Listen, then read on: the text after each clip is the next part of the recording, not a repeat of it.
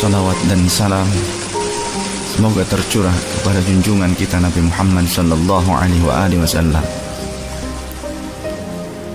Di suatu pagi, di hari yang terakhir baginda Rasulullah sallallahu alaihi wasallam, dengan suara terbata-bata beliau memberikan khutbah yang singkat kepada keluarganya. Wahai umatku, kuwariskan dua perkara yang agung kepada kalian, yaitu Al-Quran dan sunnahku, juga Al-Quran dan keturunanku.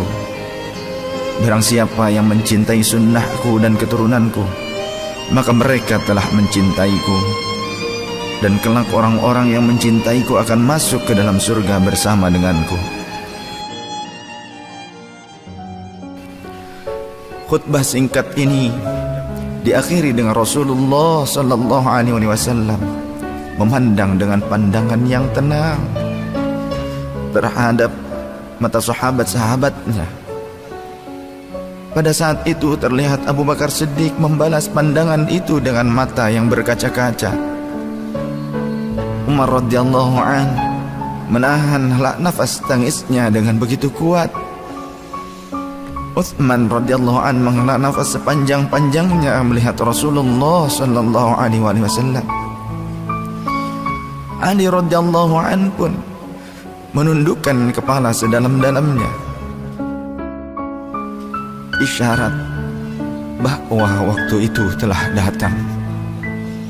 Saat perpisahan sudah tiba dengan Rasulullah sallallahu alaihi wasallam. Rasulullah akan meninggalkan kita. Manusia termulia itu sudah hampir selesai tugasnya di dunia. Saat itu matahari kian meninggi, tapi pintu Rasulullah tetap tertutup.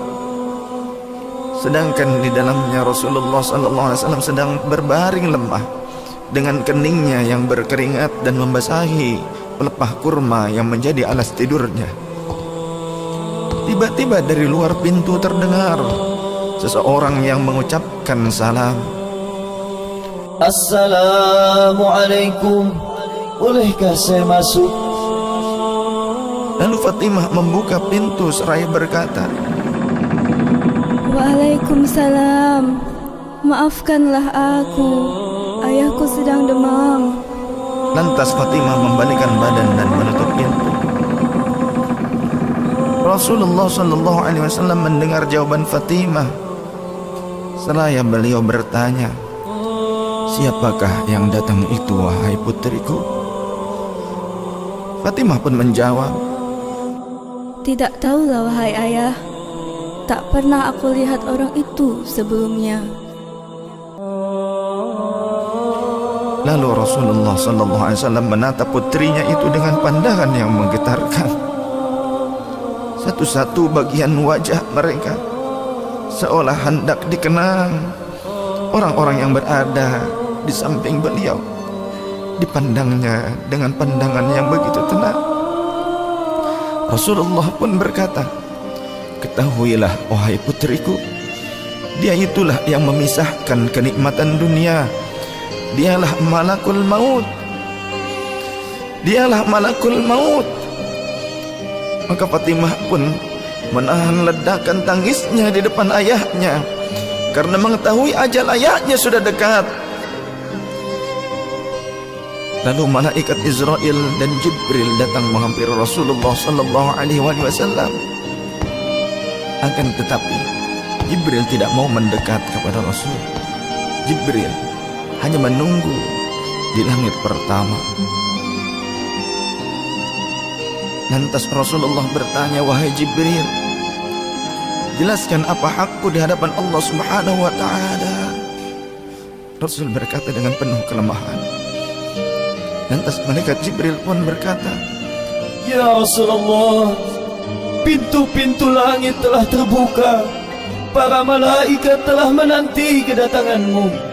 Semua pintu surga telah terbuka lebar menanti kedatanganmu, wahai kekasihku. Namun Kata Jibril tidak membuat Rasulullah sallallahu alaihi wasallam kalimatnya tidak membuat tenangnya baginda Rasul. Mata Rasulullah pun masih penuh dengan kecemasan. Kemudian Jibril berkata, apakah engkau tidak senang mendengar kabar ini ya Rasulullah?